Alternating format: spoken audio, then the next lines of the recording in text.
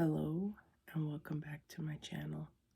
My name is Raven, and today I would like to share with you my experience on healing. I want to talk about at least 5 ways that my healing journey has allowed me to expand my consciousness and awareness of what my abandonment wound, my adoption story, my life has revealed to me.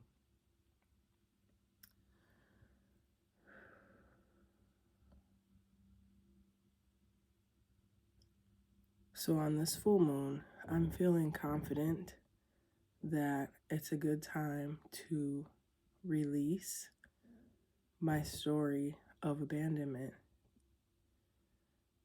I feel like it's a good time to acknowledge that it's healed. I feel like it's a good time to release it, to release any of the stories that I've been telling myself have been caused by my adoption or abandonment.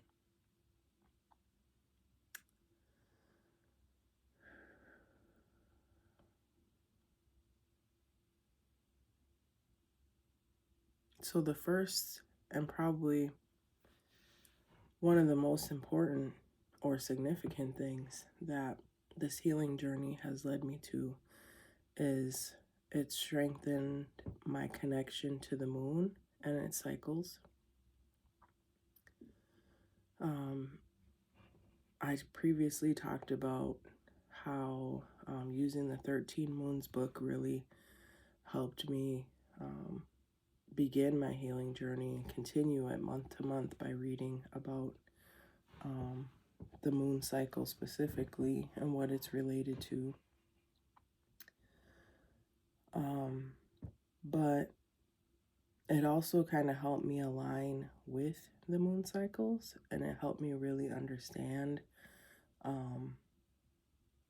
the cycles and what each significant part of the cycle is good for. So like in the new moon, you know, some people say it's a good time to start new things. I personally think that it depends on what sign the moon is in and that sort of thing. But I think in general, yes, it's a good time to be inspired and think about bringing something new in or nurturing something that's new. And then the full moon is a good time to release. It's a good time to stand in your power, hopefully. I mean, it could be an emotional time to stand in your power, but either way, there's power behind you when the moon is full. And then the waning moon is a good time for reflection, and it's a good time to also release or continue releasing, right? So we can set the intention at the full moon that I am releasing this, but we still have to work on releasing it. So my plan is to have a little candle going. So that candle signifies a fire ceremony. The sun is currently rising where I am, so it's also a good time to release. Sunrise and sunset are good times for anything spiritual because the veils are thinning, and it's either bringing light to darkness or it's bringing darkness to light. So for me, it's a good time to have this fire ceremony.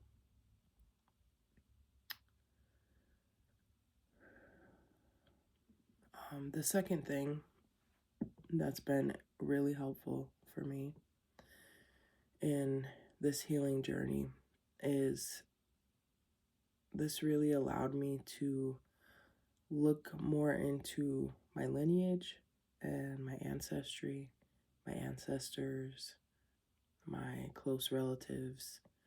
Um, I mean, I had been looking into it before, but I really never found anything. So I didn't have the birth dates and the death dates of my birth mother. I didn't have the birth dates and death dates of my half sister.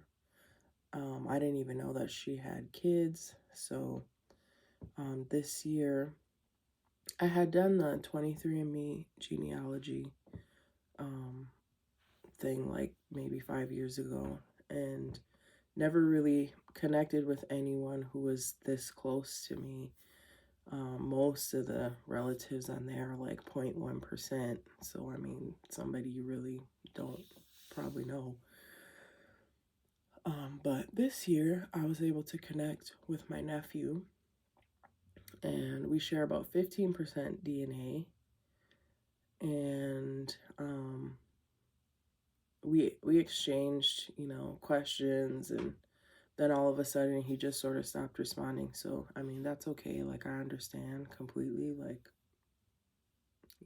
when you're young and you're packing all this heavy information on, because obviously he's had to process his mother's death since he was young. And, I mean, how do you really process that at 3 years old? You probably don't.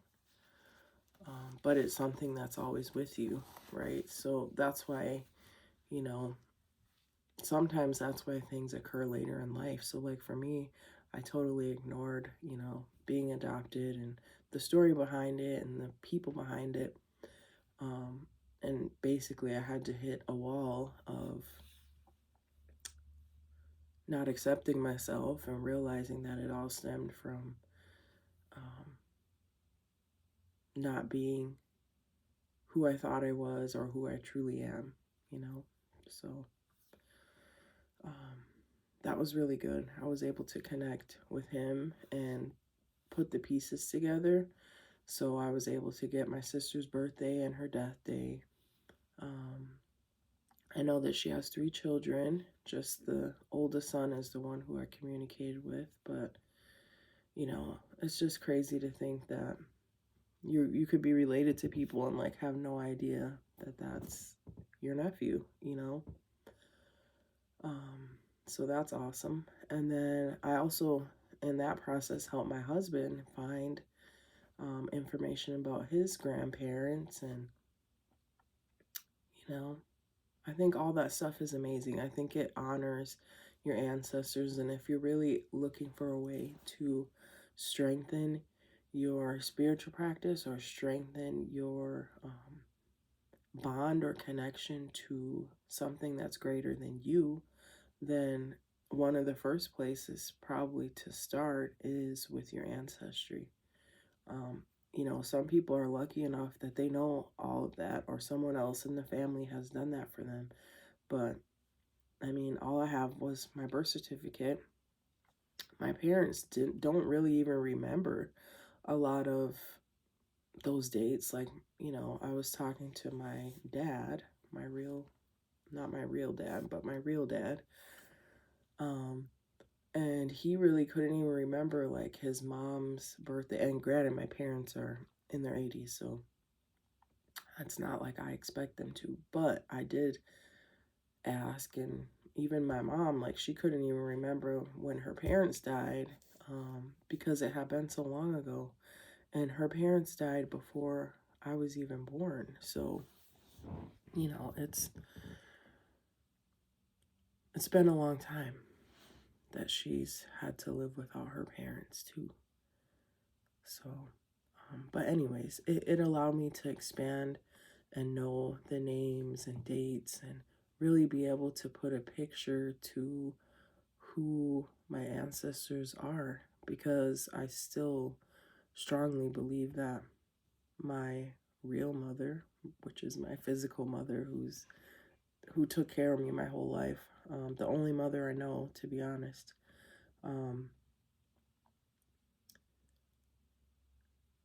I still believe that I connect strongly with her family, and her ancestry and those ways. So yeah, ancestry is a great way to strengthen your spiritual connection, to honor your ancestors, your elders, and those who came before you. So, the third thing that all this allowed me to recognize is that I really needed to forgive all parties. So, I needed to forgive my birth parents, which I never really thought about until I started the healing journey. So, I think it was April or March, maybe my birthday around, that I started to prepare to forgive them. And it seems like sort of obvious that I should have forgave them before, but it never really was that obvious to me. So I forgave them. I forgave my real parents, my parents who raised me. I forgave them also because I feel like, obviously they didn't do anything wrong, but, I still needed to forgive them because I knew that I had been harboring this pain towards them because they had kept the truth from me for, however many years, 15 years, 16 years, close to. But either way, everyone needed to be forgiven. And I did really feel good about forgiving, but I did sort of feel like I probably should have forgave them a long time ago, which again, it didn't really dawn on me that I needed to do that, but I forgive them 100%. I forgive everyone. I forgive myself for harboring this for so long. I think forgiveness is a key to healing. Maybe it might even be one of the most significant things you could do is to forgive someone, because it is hard to do. But I healed it. I released it. I forgave. I did a whole moon ceremony for that, and I felt good about it.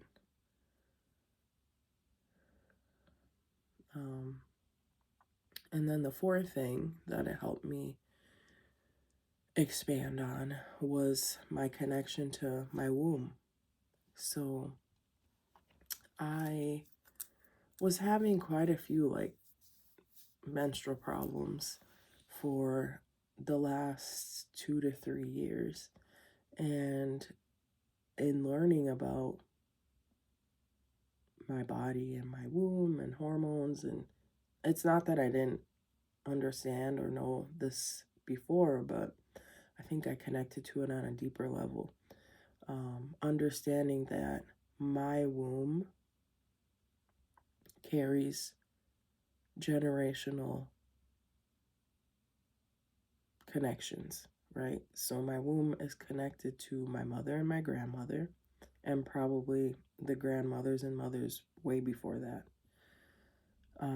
But I realized also that my womb is this, I'd say, magnificent place that often many women and even men, womb space, women don't explore enough. So I learned that our womb holds on to emotions, and it makes a lot of sense as to why I was having so many issues with my cycle and, bleeding at random times. And I just realized that there was totally a connection. So it really allowed me to connect with my womb space. I did I received a right for womb keepers. So a womb keeper's right. And if you don't know what it is, you could just Google it. But basically what it is there is a large group of women who stand and represent the womb. And ultimately, they help other women work through any womb related issues.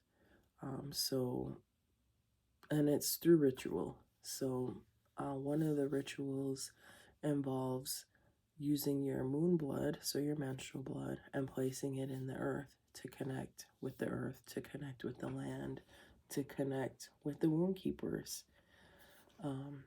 So that was really special to me.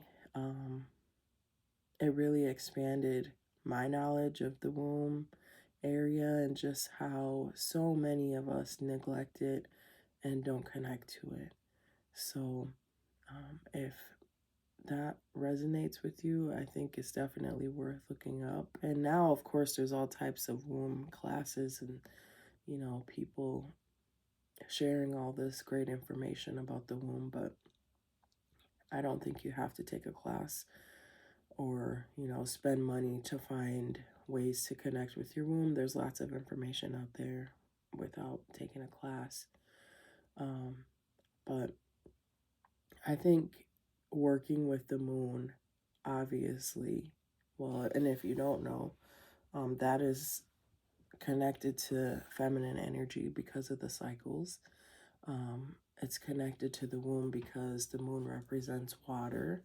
And obviously, we carry our water, our sacred water, our blood, our menstrual cycle, our cells, everything is wrapped up inside of our womb. So, you know, it's really special if you can connect to the moon and connect to your womb. So, I also was able to recognize that I was never abandoned, right? So I recognize, speaking of wombs, so I've learned and I've come to the truth that, no one is ever truly abandoned. Like our earth mother, our nature spirits, um, really try their best to connect with us. And I feel like I've been connected to nature since I was a young child. And I've been connected to my higher self since I was very young. Um, so, you know, I had to let go of that story that I had been abandoned because really, Mother Earth is my mother, right? She is my mother. She is my keeper, my provider. So, um, that's another really important part of this healing journey. And the last thing is that I realized that, through all of this process and through all this carrying and through all this revelation, that I need to release. I need to release it. I need to let it go. It's been blocking me for long enough. Even this last year, like I feel like I've still been blocked, even though I've been processing things and remembering things and realizing things. I've still been blocked. So again, with this fire ceremony, I am releasing any pain, any guilt, and any suffering that's been caused to me, that's been caused to my birth parents, that's been caused to my real parents from carrying all this. I also realized that none of this is my fault, right? Like, I didn't have any control over it. I couldn't dictate what happened, when, why, and whatever. And I can't change any of it. So it's best for me just to release it, release the old story, release what's keeping me held back, stuck, or blocked, so that I can move on from it. So, the other important thing I wanted to mention about the womb space is any trauma that has been done to the womb space, either directly to yourself, to your mother, or to your grandmother, and generations before that, is connected to the womb space. So it's such an important place to honor the women in your family, to connect with the lineage. I mean, to connect to all women before us. So, you know, I really, really, really think that the womb space is an amazing place for healing, obviously. So with that, I'm going to use my little matchsticks. And okay, so just because I'm doing my fire ceremony doesn't mean that won't ever you know, think about it or come back to it or be affected by it or have a bad day because I'm like, oh, I'm such a whatever. But it's my anticipation that I'm leaving it behind. So like, obviously I understand that it doesn't have to just go away just because I'm doing this, but I also realize that I understand that it can go away. I've honored it, I've processed it, and now I'm releasing it.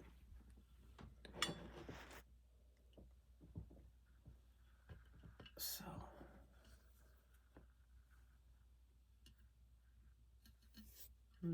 probably not the greatest idea ever, but I have my fire going.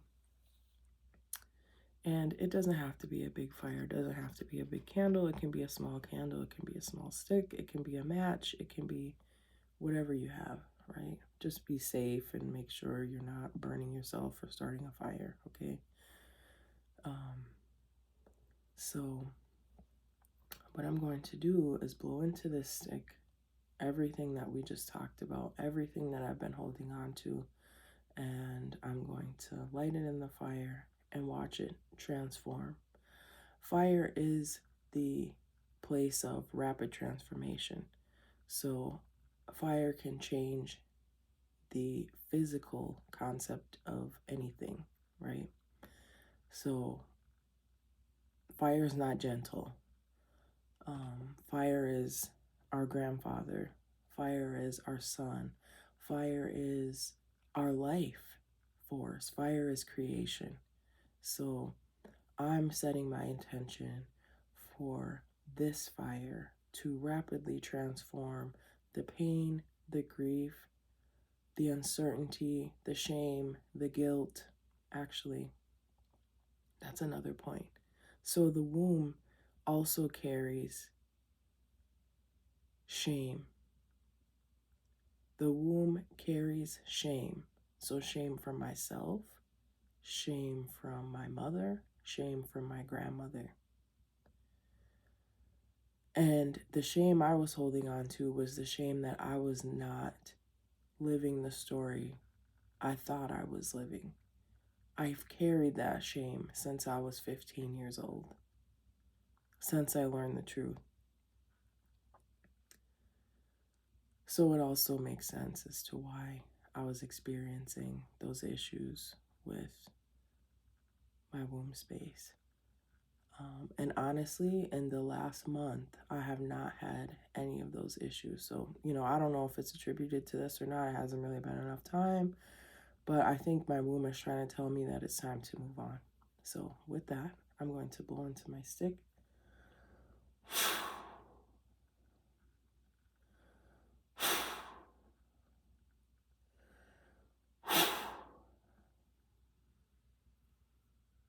You ask Grandfather Fire to transform.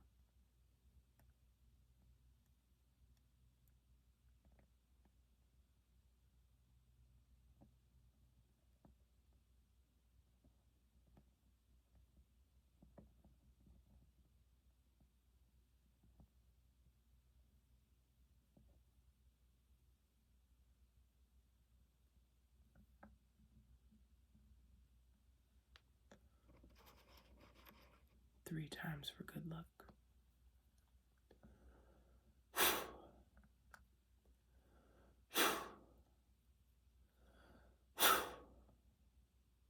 Again, I ask Grandfather Fire to transform. No longer serves me.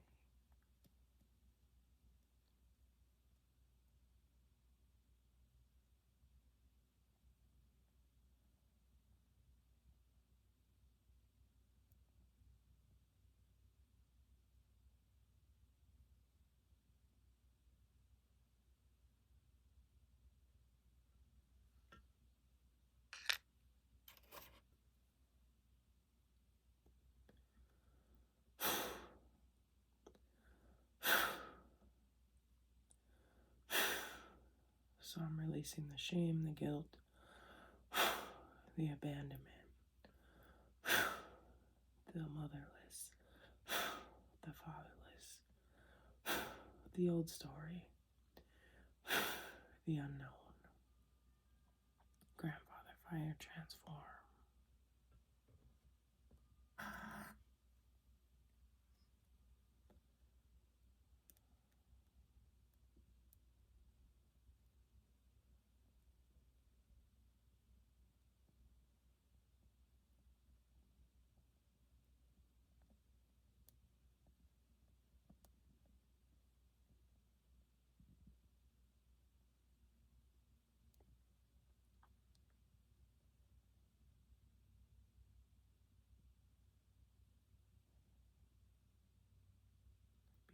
Beautiful.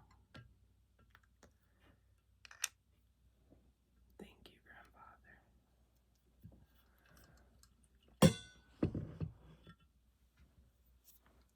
Okay, so with that, I release. And thank you for watching. And thank you for understanding. And thank you for listening. And until next time, I hope